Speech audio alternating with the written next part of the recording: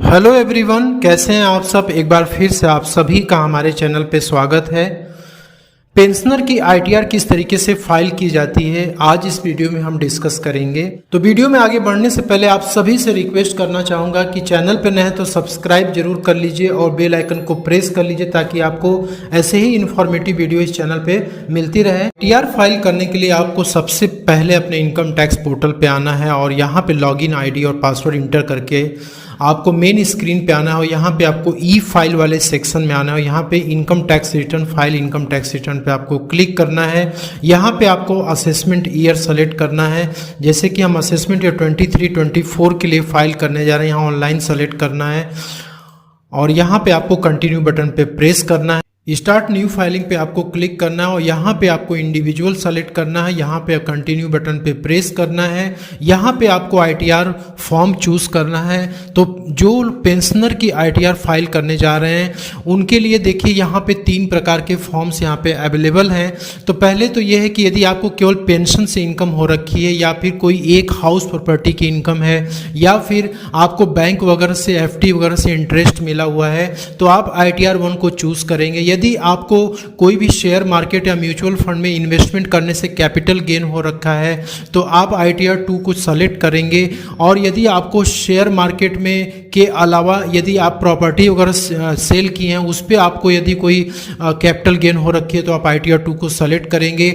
More than 1 house property की income है तो भी आप इसको सेलेक्ट कर सकते हैं। यदि आप शेयर मार्केट में ट्रेडिंग करते हैं और ट्रेडिंग करने से आपको कुछ भी स्पेकुलेटिव गेन या लॉस हो रखा है तो आप आईटीआर 3 को सेलेक्ट करेंगे। तो हम यहाँ पे आईटीआर 1 को सेलेक्ट कर रहे हैं, प्रोसीड विद आईटीआर 1 और यहाँ पे लेट्स गेट स्टार्टेड पे क्लिक करेंगे और यहाँ पे हम रीजन सेलेक्ट करेंगे कि क्यों हम आईटीआर फाइल कर रहे हैं। तो यहाँ पे बेसिकली एग्जम्पशन लिमिट से ज़्यादा है टोटल इनकम, इसलिए हम आईटीआर फाइल कर रहे हैं। आपके ऊपर जो एप्लीकेबल होगा आप यहाँ से सेलेक्ट कर सकते हैं। यहाँ पे कंटिन्यू बटन पे क्लिक करना है।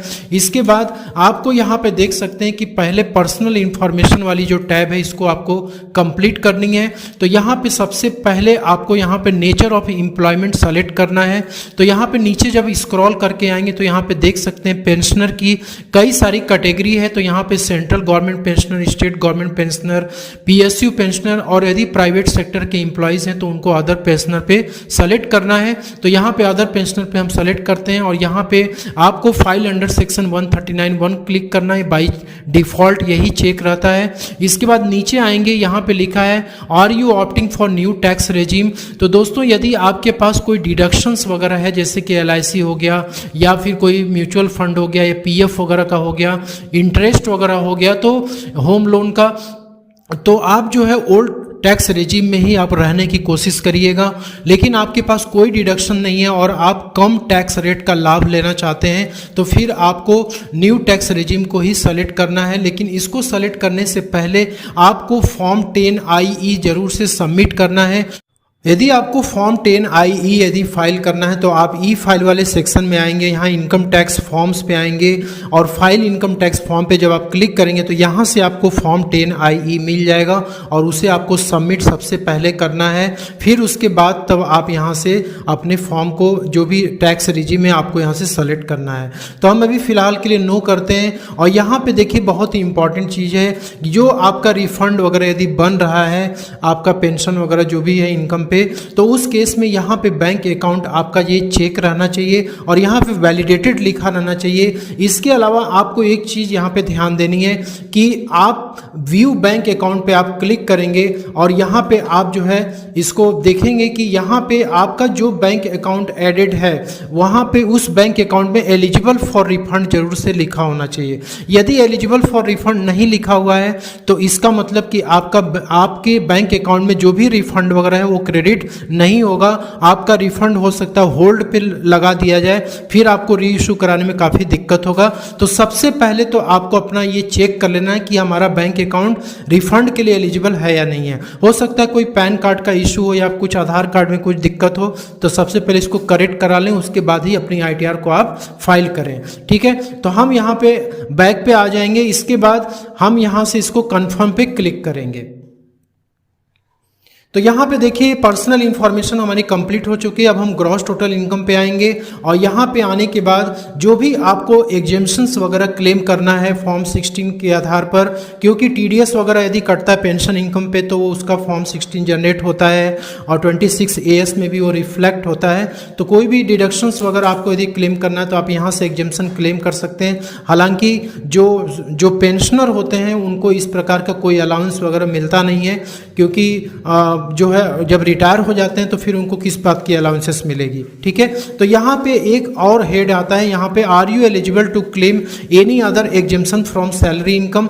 तो सैलरी इनकम पे यदि आपको कोई और एग्जेम्पशंस वगैरह क्लेम करना तो यहाँ से क्लेम कर सकते हैं। जैसे कि आप देख सकते हैं कि यहाँ पे ग्रेचुइटी का जो एग्जेम्पशन है यहाँ से आप क्लेम कर सकते हैं। इसको आप चेक करेंगे, यहाँ अमाउंट इंटर कर सकते हैं। Leave travel earn leave encashment retirement के टाइम पे मिलता है, उसका आप क्लेम ले सकते हैं। इसके बाद कम्यूटेड वैल्यू ऑफ पेंशन का आप यहाँ से क्लेम ले सकते हैं। लेकिन आपको ये ध्यान रखना है कि यहाँ पे सिर्फ और सिर्फ जो एग्जेम्प्टेड अमाउंट है वही आपको इंटर करना है, और जो टोटल आपको मिला हुआ है, चाहे ग्रेचुइटी मिला हो, चाहे अर्न लीव इनकैशमेंट का अमाउंट मिला हो, चाहे कम्यूटेड वैल्यू पेंशन का जो टोटल अमाउंट मिला है, उसको आपको सैलरी इनकम में जरूर से दिखानी है, तभी आप यहाँ पे एग्जेम्पशन क्लेम करिएगा। यदि आप ऐसे एग्जेम्पशन क्लेम करेंगे तो आपका ITR जो है डिफेक्टिव मोड में चला जाएगा और वो इनवैलिड हो जाएगा। इसलिए आपको इसकी करिस्पॉन्डिंग इनकम जरूर से अपने ITR में लेनी है। ठीक है, तो हम यहाँ पे अभी कोई फिलहाल में ऐसा कुछ नहीं है, इसलिए हम इसको क्लेम नहीं कर रहे हैं। हम कंटिन्यू बटन पे यहाँ पे प्रेस, यहाँ पे आपको अपनी सैलरी की इनकम एंटर करनी है। वैसे ये ऑटो पॉपुलेट होकर के आ जाता है, लेकिन आपको इस अमाउंट को एक बार अपने AIS से जरूर से क्रॉस वेरीफाई करना है, क्योंकि काफ़ी ज़्यादा मिसमैच हो रहा है, और अपने फॉर्म 16 से भी जरूर से वेरीफाई करना है। यदि मान लीजिए कि मैच नहीं करता है तो आपको अपने फॉर्म 16 और AIS के आधार पर इस अमाउंट को एंटर करना है। तो यहाँ पर जो भी पेंशन वगैरह आपको मिला होगा, जैसे मैंने बताया था कि यदि आप जो है अनकम्यूटेड पेंशन आपको मिला, आप सैलरी एम्प्लॉय थे, तो आपको वो अमाउंट यहाँ पे पेंशन का इंटर करना है। उसके लिए सिर्फ और सिर्फ आप एडिट बटन पे जाएंगे। यदि कोई एरर है, कोई दिक्कत है, तभी आप इसको करेक्ट करिएगा, अदरवाइज करने की जरूरत नहीं है। ठीक है, हमारे केस में मैच कर रहा है इसलिए हम इसको एज इट इज छोड़ देंगे। और यहाँ पे आने के बाद आप देख सकते हैं कि जो पेंशनर की जो इनकम होती है उसमें भी आपको डिडक्शन मिलता है 50,000 रुपीज़ का। प्रोफेशनल टैक्स वगैरह का कोई डिडक्शन यहाँ पे नहीं मिलता है। ठीक है, तो यहाँ पे हम सेव बटन पे क्लिक कर, यदि आपको कोई हाउस प्रॉपर्टी से इनकम हो रखी है तो आप यहाँ पे ऐड डिटेल्स करके आप जो है हाउस प्रॉपर्टी की इनकम भी आप यहाँ पे इंटर कर सकते हैं। तो यहाँ पे आपको सबसे पहले तो हाउस प्रॉपर्टी सेलेक्ट करना है कि क्या सेल्फ ऑक्युपाइड है या लेट आउट प्रॉपर्टी है। यदि सेल्फ ऑक्युपाइड प्रॉपर्टी सेलेक्ट करते हैं तो आपको इंटरेस्ट का यहाँ पे डिडक्शन मिल जाता है। जैसे मान लीजिए आपने घर बनाने के लिए लोन लिया हुआ है तो उस पर मैक्सिमम आपको 2 लाख रुपए तक का डिडक्शन यहाँ पे मिल जाता है। आप यहाँ पे interest payable on borrowed capital पे यहाँ पे 2 लाख रुपए मैक्सिमम आप क्लेम कर सकते हैं।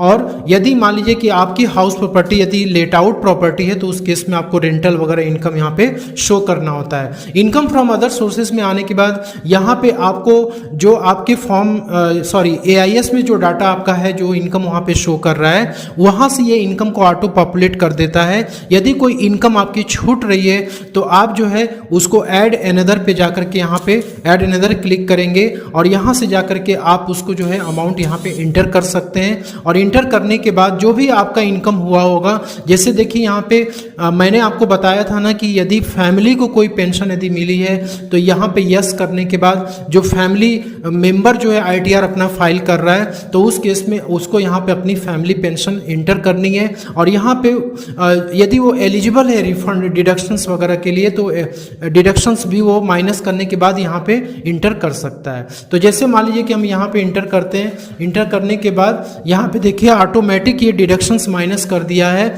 और करने के बाद ये हमारा जो नेट अमाउंट आएगा वो टैक्सेबल हो जाएगा। यदि डिविडेंड इनकम होगा तो आप डिविडेंड इनकम पे यस करके आप यहाँ पे इंटर कर सकते हैं, लेकिन आपको यहाँ पे ब्रेकअप देना होगा जो कि आपको 26 AS से मिल जाएगा। ठीक है, तो इस तरीके से आपको अदर सोर्सेज की इनकम जो है आपको ऐड करनी है। यदि आपका ऑटोमेटिक पॉपुलेट होकर नहीं आ रहा है तो आप ऐड कर सकते हैं। इसके बाद हम यहाँ पे कंफर्म बटन पे क्लिक कर देंगे। कंफर्म बटन पे क्लिक करने के बाद आपको यहाँ पे डिडक्शंस वाला जो ऑप्शन मिल रहा है, आपको कोई भी डिडक्शन यदि क्लेम करना है तो आप यहाँ पे सिंपली यस करेंगे और यहाँ पे आपको 80G का शेड्यूल अभी आगे मिलेगा, उसमें आप अपडेट कर सकते हैं। ठीक है, तो यहाँ पे ढेर सारे डिडक्शन से जनरली लोग यहाँ पे 80C के डिडक्शंस क्लेम करते हैं और यहाँ पे आप देख सकते हैं कि आपको 80C का डिडक्शन यदि क्लेम करना है तो आपको यस करना होगा, अमाउंट यहाँ पे एंटर करनी होगी।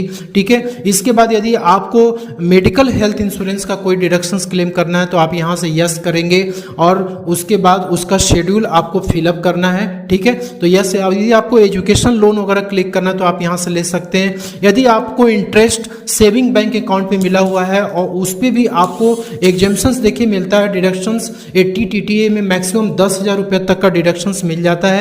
तो सेविंग बैंक की इंटरेस्ट यदि आप अपने ITR में दिखा रहे हैं तो यहाँ पे आप यस करेंगे तो ऑटोमेटिक आपका डिडक्शंस भी वो कैलकुलेट हो जाएगा। आपको कंटिन्यू बटन पे यहाँ पे क्लिक करना है। क्लिक करने के बाद आप यहाँ पे देख सकते हैं कि आपको यहाँ पे डिडक्शंस जो जो आपने टैब सेलेक्ट किया था, जैसे यहाँ पे 80C की डिडक्शंस जो है यहाँ पे आपको एडिट करनी है और अपनी अमाउंट यहाँ पे इंटर कर लेनी है। ये ऑटो पॉपुलेट होकर के आ रहा है फॉर्म 26AS से। यदि आपका कुछ और ज़्यादा डिडक्शन है तो आप यहाँ एडिट करके अमाउंट इंटर कर सकते हैं। और यहाँ पे देखिए 80D का डिडक्शन आपको क्लेम करना है तो यहाँ पे आप एडिट पे क्लिक करेंगे और यहाँ पे जो है एक शेड्यूल होता है, इसको आपको फिलअप करना होता है। तो इस शेड्यूल में जैसे मान लीजिए कि हम यहाँ पे कोई भी डिडक्शन नहीं क्लेम कर रहे लेकिन आपको क्लेम करना होगा तो आप यहाँ पे यस पे सेलेक्ट करेंगे। सेल्फ और फैमिली के लिए यदि आपने मान लीजिए कि कोई इंश्योरेंस वगैरह ले रखा होगा, हेल्थ इंश्योरेंस, तो उस केस में आपको यहाँ पे अमाउंट इंटर करना होगा। हेल्थ इंश्योरेंस का प्रीमियम या प्रिवेंटिव हेल्थ चेकअप वगैरह आपका होगा तो आप यहाँ पे इंटर कर सकते हैं। यदि आप सीनियर सिटीजन के लिए क्लेम करना चाहते हो आपको यहाँ पे यस सेलेक्ट करना है और अपने पेरेंट्स के लिए आपने कोई हेल्थ इंश्योरेंस ले रखी है तो उसका प्रीमियम और उनके प्रिवेंटिव हेल्थ चेकअप पे कुछ पैसे आपने खर्च किए तो वो अमाउंट आपको यहाँ पे इंटर करना है। ठीक है, यहाँ पे मेरे केस में कुछ नहीं इसलिए मैं यहाँ पे नॉट क्लेमिंग लिख रहा हूँ और यहाँ पे मैं सेव पे क्लिक कर दूंगा।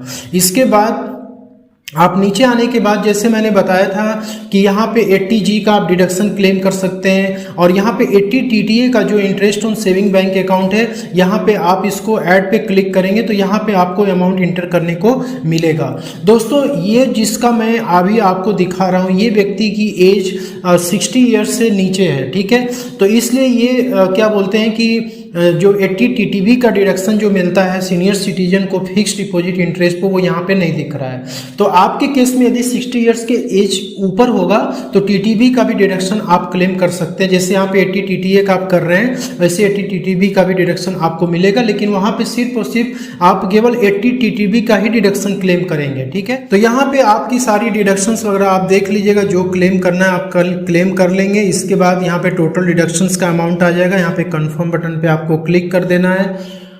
इसके बाद आने के बाद आपने जो भी आपका पेंशन पे जो भी पेंशन इनकम पे TDS कटा होगा वो TDS की डिटेल यहाँ पे आ जाएगी।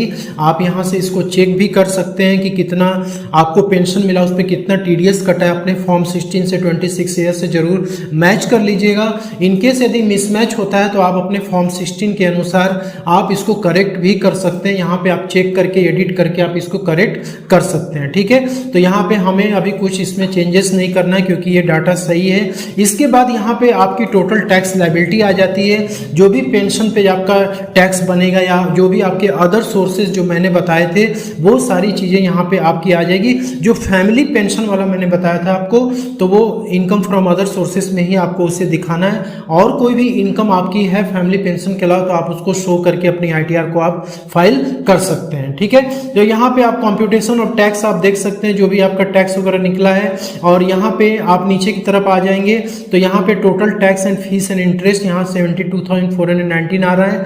तो यहाँ पे टैक्स का डिटेल भी आ गया टोटल टैक्स का।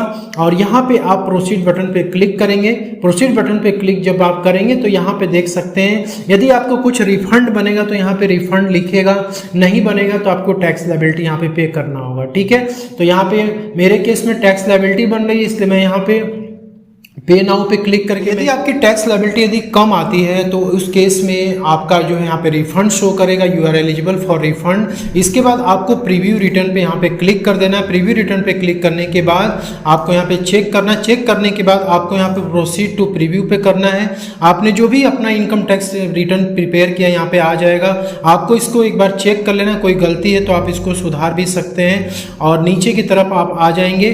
कोई गलती होगी तो बैक जाके आप सुधार लेंगे। प्रोसीड टू वैलिडेशन पे आपको क्लिक करना है। तो यहाँ पे देखिए कुछ एरर्स वगैरह होगा तो यहाँ पे शो कर देगा। तो यहाँ पे देखिए लिखा please enter the amount against nature of exempt allowance, ठीक है। तो यहाँ पे आपको क्लिक करना है, डायरेक्ट आप वहाँ पे चले जाएंगे जहाँ पे एरर होगा।